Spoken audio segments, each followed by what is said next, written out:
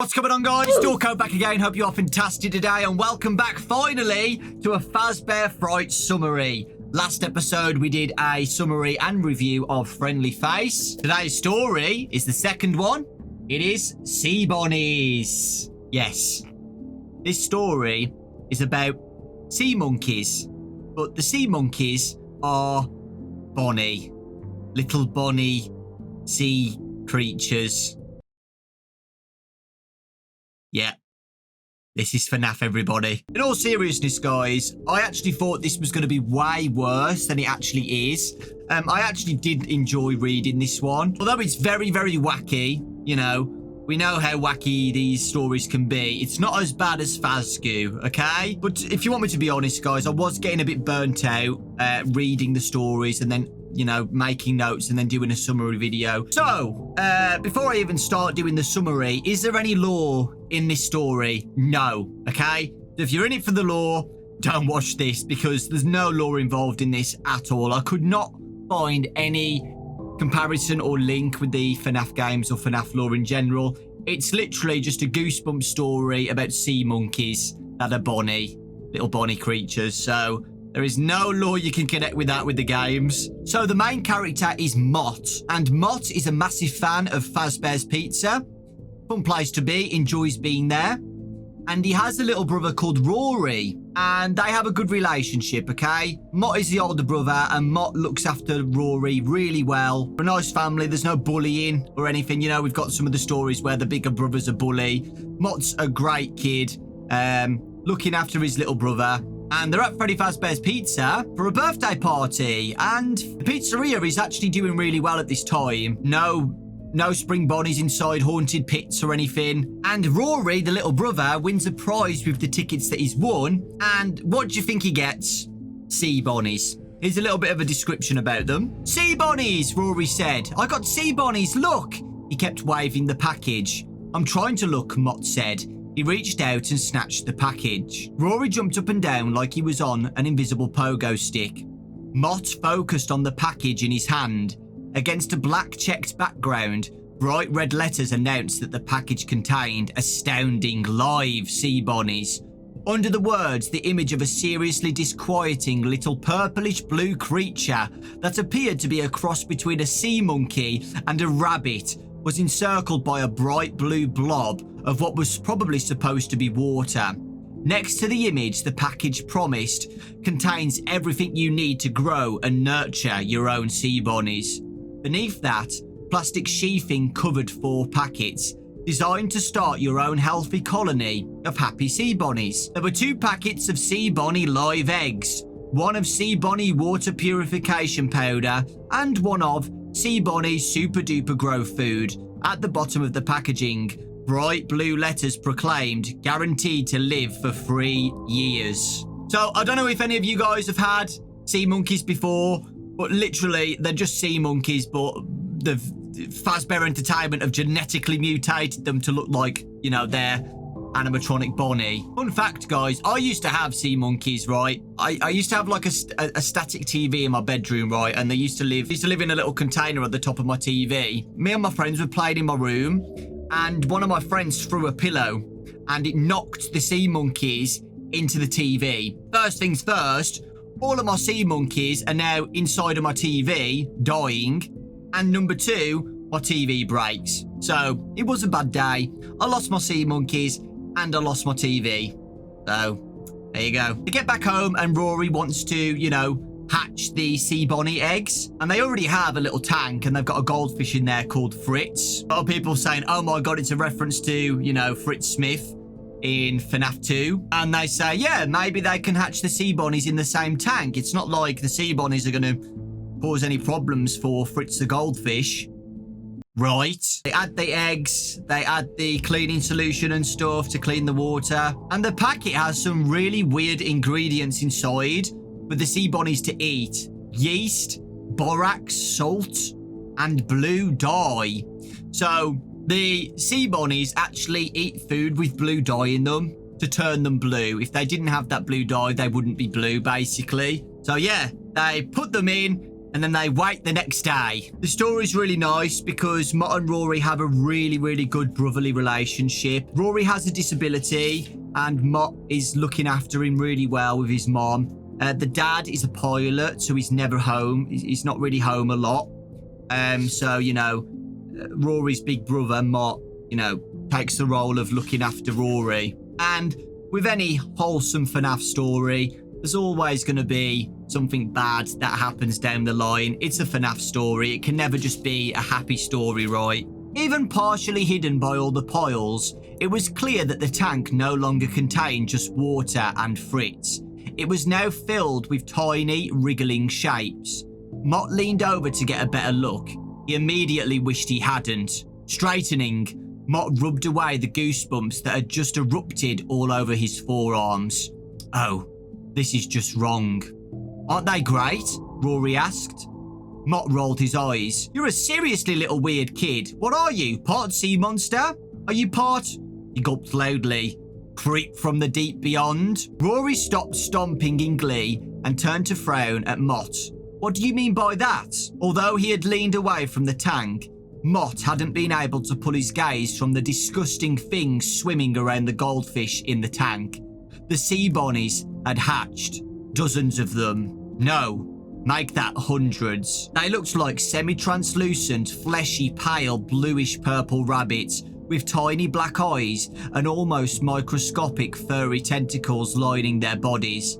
From what Mott could tell, they appeared to propel themselves through the water using their misshapen rabbit ears. And basically Mott is scared of them, right? He doesn't want to say that to Rory, but basically Mott says to Rory, like, oh, they're disgusting, they're not cool. And Rory gets upset. That's not nice to say stuff like that. You're going to make them feel bad. He reached out to the fish tank and stroked the glass like he was trying to soothe his mutant pets.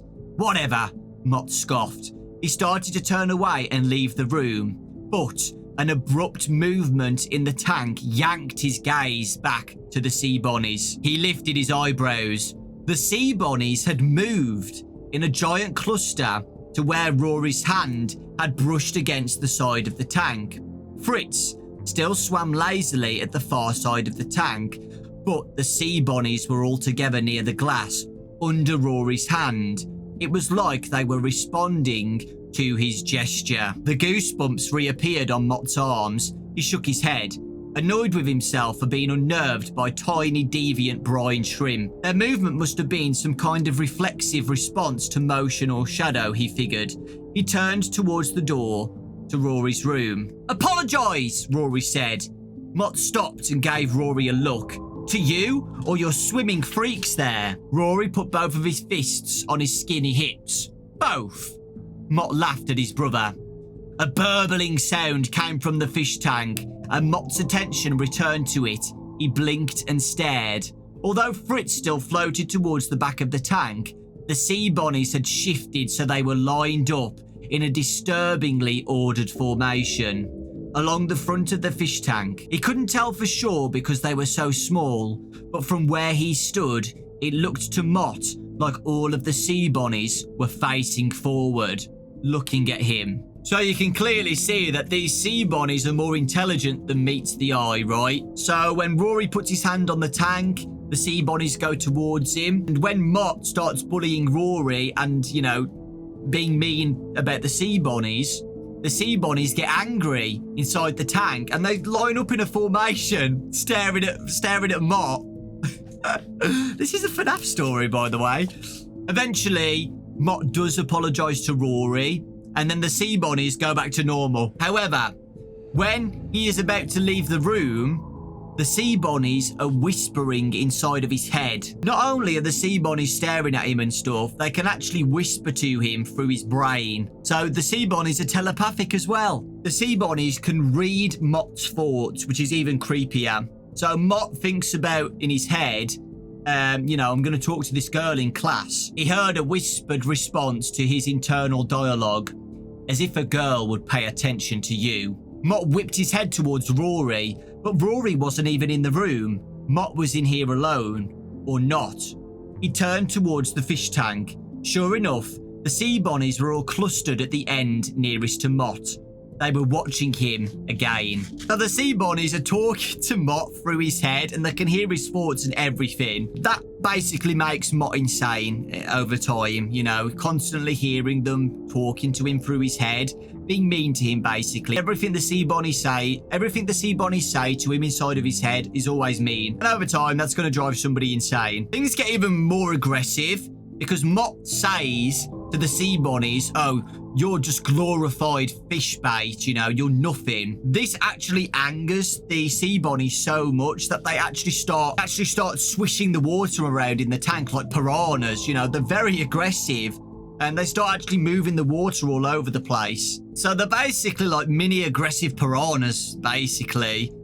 So very, very weird. They can read your thoughts and they're telepathic and they can talk to you inside your head. And they like to bully Mott and intimidate him and stuff. They hate Mott, by the way. They absolutely hate him, probably from the introduction of them, you know.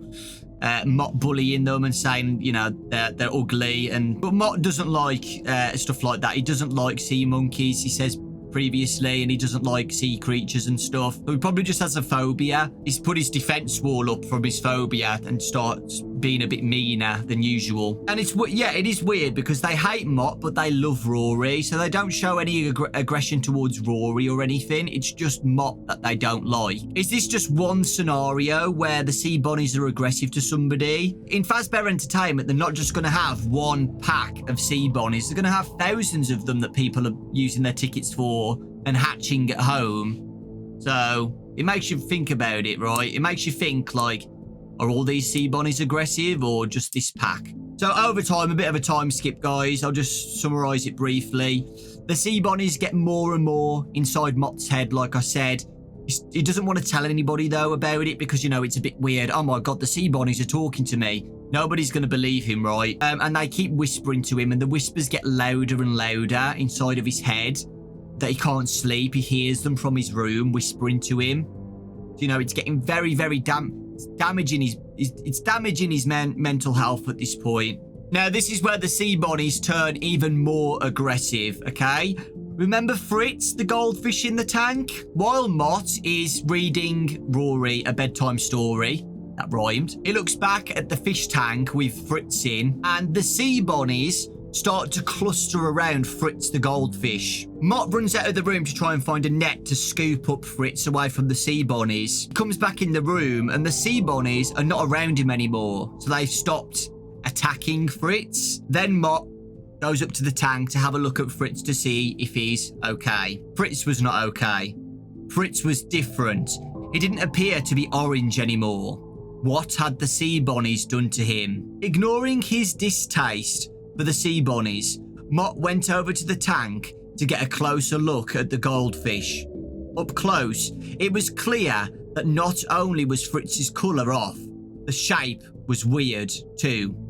Now a faded blue. Not unlike the colour of the Sea Bunnies, Fritz was a little lumpy, as if No, hang on, he wasn't lumpy. Mott gasped, but he couldn't pull himself away from the tank. He had to see. He leaned closer, putting his face almost up to the glass. Fritz was drifting lazily through a cluster of Sea Bunnies towards the back of the tank. Mott had to wait until Fritz turned to circle forward to the front of the tank. As soon as Fritz swam towards the front wall of the tank, Mott's stomach turned. He covered his mouth as he stared at the fish. Mott had been right when he had first seen it. Fritz wasn't just lumpy. Something was moving inside Fritz. No, not inside. Mott squinted at the fish as it swam past his gaze. Something was moving on the outside too. All of Fritz was in motion, as if, oh, gross! Mott backed away from the tank, but he couldn't stop looking at Fritz. Not that Fritz was Fritz anymore. Fritz was no longer a goldfish. He no longer had fish scales or fins. No, Fritz was now a mass of squirming Sea Bunnies. All Fritz's own parts had been replaced with the tiny gelatinous deformed aquatic rabbits. Mott stared in disbelief and total disgust. As he gaped, he saw a couple of Fritz's scales drifting towards the bottom of the tank, They slowly floated downward until they settled on the rocks. Mott stared at the tiny scales. They were all that was left of the original Fritz. The Sea Bunnies ate Fritz from the inside out. It's interesting because the Sea Bunnies actually keep the shape of Fritz, like they're mimicking him. Kind of like Wishy-Washy from Pokemon. Heard of that one? Where they all form together to make a bigger version of themselves. The Sea Bunnies like to pretend that they're something else, right? Not really a clone. They just like to keep the shape of what they've eaten. They've gone inside of Fritz, ate him alive. They've kept the same form of the goldfish, but it's not Fritz anymore. Fritz has been eaten alive, but so it still kind of looks like Fritz. But when you look closely, it's just a bunch of sea bunnies all compacted together to keep the shape of the goldfish. Now, is that a bad sign for Mott? The only similarity I can think of is probably like Ennard. Ennard going inside Michael Afton and mimicking him. But Ennard's inside of him, pretending to be Michael Afton, right? So that's the only thing I could think of. And Mott describes them as flesh-eating nanobots, taking the form of what they have eaten. So Mott is like, yeah, these sea bunnies have to go now. We have to get rid of them. But he has to find a way, an excuse to get rid of them without Rory knowing what's going on, right? Because Mott is like, okay, they've just killed Fritz, so they could harm Rory. They could harm people. This is bad. They can eat things alive, like little mini piranhas. They have to go. But he obviously, at the same time, doesn't want to upset Rory because Rory absolutely adores them. Mott manages to get Rory away from his room. So Rory's outside playing with his friend on a walk. Mott has time to get rid of the sea bunnies. Now, if you were to get rid of sea bunnies, right, these aggressive sea bunnies from a fish tank, what would you do without me telling? If you've read the book, you know, but would you boil them alive, throw them in the grass or something? Or would you flush them down the toilet? Mott picks option 3. So Mott flushes them down the toilet. And when he goes into Rory's room, it's like the sea bunnies know, and they start going absolutely crazy inside the fish tank, start frothing the water up, going absolutely mental, absolutely bonkers. Little piranhas trying to eat meat, but they go absolutely mad. Now, the weird thing is with the sea bunnies is when Mott eventually gets to the bathroom to flush them down the toilet, the sea bunnies stop being aggressive and they just remain calm. Now, I've actually put, it's like they wanted this to happen. I've wrote that down. So yeah, he flushes them all down the toilet and now they've gone. They're never going to come back again, right? And then I looked and there's another 30 pages left. So it's not the end, is it? So Mott successfully gets rid of the sea bunnies. And he just says to Rory that he was cleaning the tank and he accidentally used... the sea bunnies accidentally died while he was cleaning the tank. Rory doesn't even ask about Fritz. Just the sea bunnies. And as expected, Rory does get upset. But, you know, it's for the best. And Mott, for the first time for a while, is now relaxed for once. He doesn't hear any whispers or anything. Nothing like that. The whispers have completely gone inside of his head. And I've even put, but it's a FNAF story. So something's going to happen. You know, why did the sea bunnies just completely relax when they were about to get flushed down the toilet? And in the middle of the night, he has a dream that he was eating the sea bunnies in his cereal. And I've put, it's a sign it's not over. They are going to come back somehow. And he wakes up in the middle of the night and he's really thirsty. So he goes to the bathroom to get a drink of water. Halfway through the glass, the water going down Mott's throat suddenly felt clumpy. Like it had thickened, or it suddenly had something in it, like a glob of noodles in a bowl of chicken soup. Choking and sputtering, he dropped the glass as he reached for the light. The light came on just as the glass landed in the sink and cracked. Mott quickly shut the bathroom door and scooped up the glass to examine it closely. Holding the glass up to the light, he inspected the water droplets caught on the inside curve. Was anything swimming in the drops? He also studied the crack. Was anything caught in it? He saw nothing but water. He checks the water and everything's fine. So, is Mott hallucinating that he did drink the sea bunnies?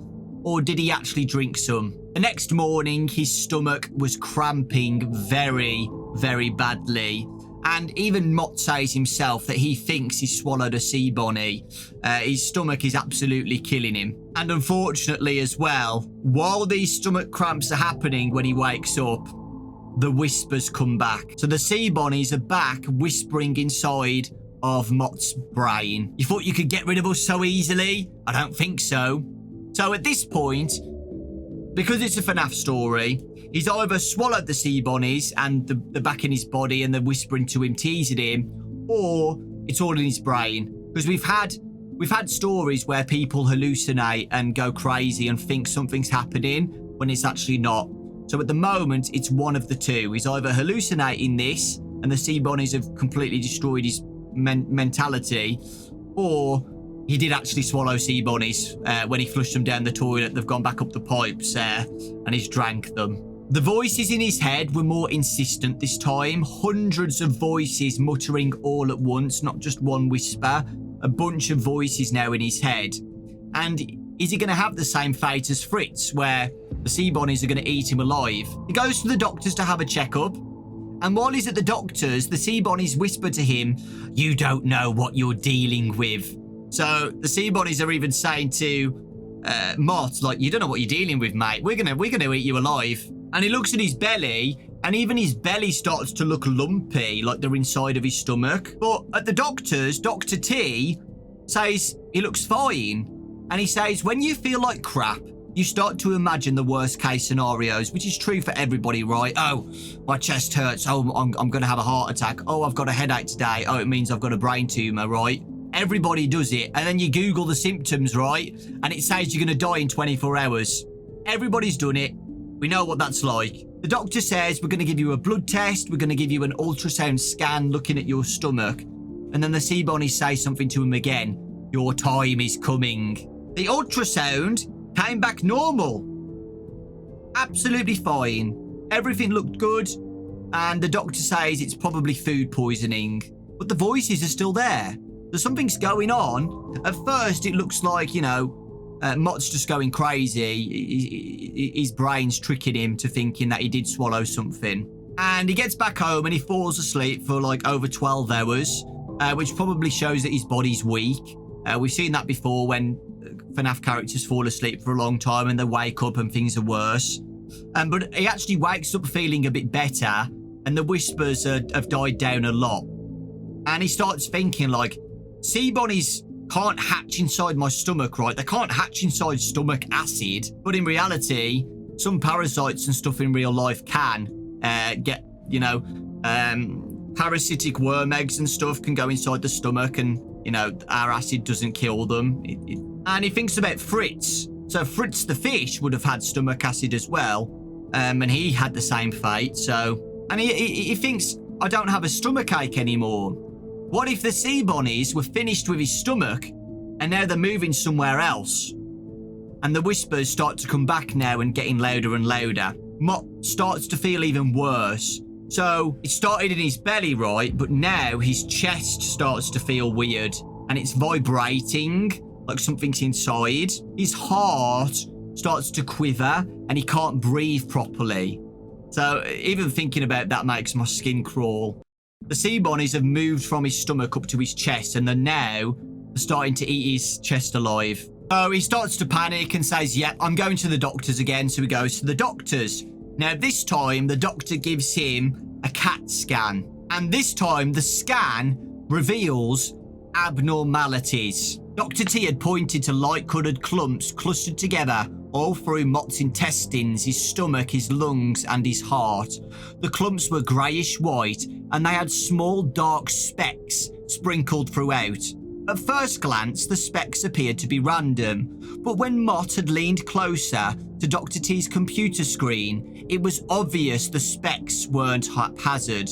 No, the specks came in pairs, and they weren't just specks, they were eyes. If you really studied the clumps, you could see that they were made of elongated forms, each vaguely rabbit-shaped, with two dark dots. So he looks at the scans and he can clearly see that sea bunnies are inside of his body at this point. But the doctor reassures him, it's just a glitch.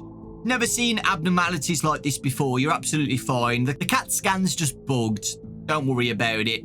If I knew something was wrong, there'd be something wrong. I'm a doctor. This rarely happens in a FNAF story. Mott tells the doctor about the Sea Bunnies. He explains the story. Oh, I drank these Sea Bunnies and they're eating me alive. They did this to my goldfish and now they're eating me too. And unfortunately, the doctor does not believe him and he gets sent home. When Mott's lying in bed, he starts to get a bit itchy. So itchy, in fact, that he starts scratching his arm and he actually breaks the skin because it's that itchy and irritating. So he scratches his arm, he pierces his skin, and he looks at it, he looks at the cut, and he sees a sea bunny in his flesh go back and crawl into his skin. And he looks around at his body, and his skin colour starts to turn blue, which means, guys, unfortunately, sea bunnies are inside of Mott's body, and they're spreading fast, and they're eating him alive. Just like what happened to Fritz, he's starting to turn blue. His skin was changing colour. Right in front of his eyes, his skin was losing its normal pigment. It was becoming translucent, and it was turning a pale shade of purple-blue. Mott looked at his other arm. The same thing was happening to that one too. For several seconds, Mott didn't move, not at all. He wasn't even sure he was breathing. He became a statue, a frozen collection of mutating cells overseen by a brain incapable of accepting the impossible transformation. Because this had to be impossible. He could not be sitting here watching sea bunnies eat his skin from underneath. And he just thinks he's hallucinating at this point. This can't be real. How is he still alive, seeing all these sea bunnies crawl around? And that is because the sea bunnies haven't finished eating his brain yet, so he still has his thoughts and stuff, so he still has control of his body. He looks in the mirror and he saw a sea bunny swim through the white surrounding his left iris. Then he saw two wind around the darker flecks of the brown in his right iris. So he's looking in the mirror and he can see the sea bunnies crawling around in his eyeballs. So this is the final point where he's like, yeah, I'm going to the doctors. This is it. I'm going to die here. I need to run to the doctors now. The doctors is only down the road, so we can get to it quite quickly. So, yeah. So, Mott runs to the doctors, and ironically, it's raining. I've put raining ... What does this mean? Sea bunnies love the water, right? And it's absolutely tipping it down. So, Mott had to get to the clinic fast because the sea bunnies were now multiplying and taking over his body. So he goes outside and runs towards the clinic. Matt actually scratches his bicep because it's so itchy, and a chunk of his flesh is now in his hand, right? But it's not his red flesh anymore. It's just a clump of sea bunnies. So he scratches his leg. He looks at his hand and he's got a clump of sea bunnies all wriggling around in his hand. And because the rain is so bad, he throws the clump of his flesh into the road. And because it's so wet and rainy and starting to flood, the sea bunnies swim up the stream of the puddle, up his leg, and back into his body again. It's a real shame that it's raining because this keeps happening. Another clump of his flesh falls into the water and he tries to run away. But the sea bunnies swim aggressively. You can imagine it. It's like Amnesia, the water creatures in Amnesia or something, or like Resident Evil, when when you go into the water, there's a big upstorm in the water with like bubbles and stuff. When you go into the water, right, and you look in the distance and you see like a big puddle of water coming towards you, like angry piranhas. Try and imagine that scene with Mott. A clump of his body goes into the water and he runs away, and the sea bunnies behind him follow him, crawl back up his body and get back inside of him. And at this point, Mott cannot do anything. Keeps trying his best to get to the clinic, but over time, it's getting worse and worse. And he tries to rip himself apart. He's got to that point where he's got that sick of it that he literally rips himself apart on the way to the clinic. And the clumps of his flesh keep coming back to him. Can't get rid of them. He also realised he could feel the sea bunnies all through his body now. They were in every vein, every artery, every organ, every nerve, every system in his entire body. They were everywhere. With every motion he made, Pieces of his flesh fell away and turned into a heaving swell of sea bunnies, which swam chaotically and then coalesced into a formation that once again sought their fellows. And they, of course, were in Mott. Not Mott. Mott wasn't Mott anymore, and he knew it. He had managed to get around the outside of the clinic. He was now close to the front door, collapsing every few seconds as he attempted to extract parts of himself, only to have them then reform immediately afterward. Mott realised he had very little time left. He realised his thoughts were not really thoughts anymore. They were fragments. He was having trouble thinking of the people he cared about.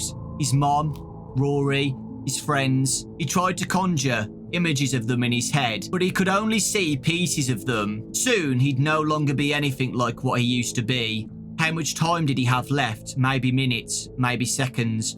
Of the trillions of cells that had originally made up Mott, he figured only a few thousand were still as they'd been before the Sea Bunny invasion. Mott managed the last few feet to the clinic door. He reached for it, only to have his hand disintegrate in front of him and drop to the wet concrete. And now this is the ending of Sea Bunnies. Claudia looked up from her computer screen, out through the darkened waiting room to the blackness beyond the clinic's windows. The clinic was hushed and still, and perhaps because it was so quiet, in spite of the storm, she could hear something odd outside. It was kind of like a splashing sound, but not a normal rain spattering the ground sound. It was a bigger sound than that. It sounded like something large and squishy was falling into a body of water now and then. What Claudia heard between the splashes was odd too. She heard a sort of suctioning sound, almost a whistling. This was similar to the weird noise her vacuum made whenever she accidentally sucked up something wet. After the third time she heard that sound, Claudia decided to look outside the clinic to see what might be causing the peculiar noises. Making sure her computer was secure, Claudia stood and walked through the hushed waiting room. Hesitating for a couple of seconds by the door, and not sure why, Claudia eventually pushed the heavy glass door open. She peered out and saw Mott. Mott stood there, as if standing in heavy rain was a perfectly normal thing to do. The rain sluiced over his brown hair, which was matted to his head. It ran down his face and it pattered against his clothing. Claudia wasn't sure what to make of this. She decided to act the same way Mott was acting, as if everything was normal. "Well, hello, Mott," Claudia said. She kept her expression neutral. Claudia had known Mott since he was a baby. He was a nice boy, never a problem at the clinic. He had been in yesterday and this morning. She knew. She didn't know why. Dr. T didn't discuss his patients with Claudia, even when the patient was almost part of the family. Mott didn't look particularly healthy though. He had an unnatural bluish tint, and he was so pale he was almost see-through.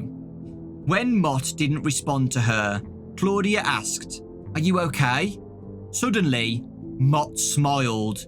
"Yes, it's a nice day. Everyone should be outside." Again, Claudia was a little nonplussed. She leaned forward to look in Mott's eyes. She was checking to see if his pupils looked okay. They did. She smiled at him. He smiled back. Then he turned and walked away into the rain. Claudia tried to see where he was going. She thought maybe she should call him back, but it was too late. The rain was coming down so relentlessly that once Mott was a few feet away, he seemed to disappear.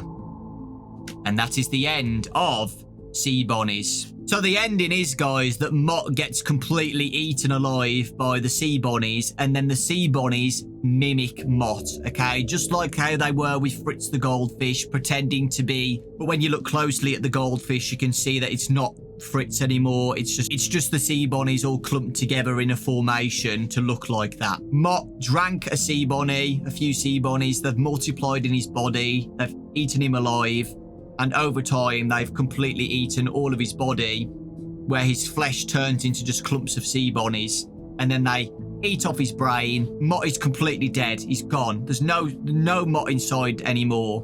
But the sea bunnies still look like him because they're trying to mimic him and pretend to be him. And the weird thing is that the sea bunnies can even mimic a voice box and talk to people. The sea bunnies are like, yeah, it's fine. Everybody should be outside. And then he walks away into the rain and then disappears. The sea bunnies go and eat more people and spread in the Fazbear universe as a disease. Again, the only thing I can think of is Ennard inside Michael Afton pretending to be somebody, mimicking somebody, pretending to be like everything's fine, everything's normal. But when you look closer, you know, Mott's skin is blue.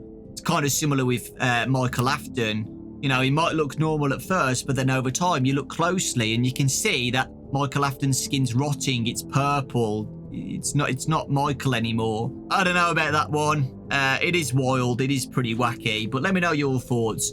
The next story, guys, is Together Forever. And apparently this one is a good one. I won't spoil it too much, but apparently it's about somebody getting spring locked or something inside a suit. So that's going to be fun. That was Sea Bunnies, everybody. Let me know your thoughts. Let me know your theories. If you think of any connections, let me know. It wasn't as bad as I thought it was. And I thought the ending was pretty, you know, pretty wild and creepy. And sad, really. Mott did not deserve that. And now Rory doesn't have a brother who's going to look after him. But the FNAF universe is very cruel. And it's a FNAF story, so, you know, it's going to happen. Also, a massive thank you to Firefoop for doing today's illustrations. I really hope I can get you on board to do more illustrations in the future because these were really good. I love illustrations in my summary stories because I feel like it really helps the audience, you guys watching, picture some of the scenes better than imagining it inside your heads because some people can't really imagine things when they're reading. So I feel like pictures do help people understand what's going on. Thank you so much for watching. Take care. Lots of love. And I'll see you all next time.